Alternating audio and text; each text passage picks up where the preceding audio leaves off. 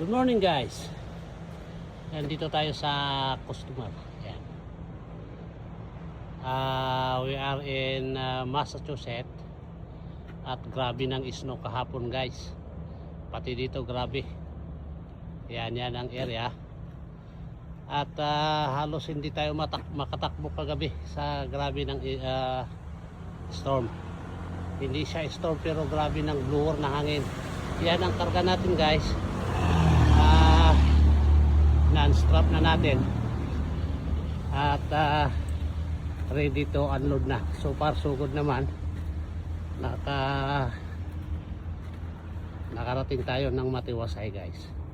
Yan, naantayin natin ang sasabihin nila kasi maaga pa guys.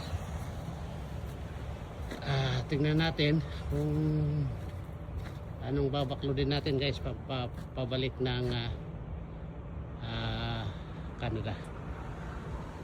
Grabe kasi ang snow kagabi kaya hindi natin na itutok dun sa truck stop na malapit dito.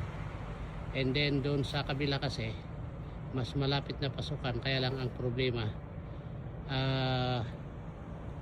may weight limit yung bridge na papasok dito.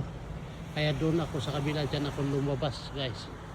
Kasi nung nakaraan doon ako pumasok, buti may walang pulis, may limit pala yung timbangan. Pero nung lumabas ako may pulis na.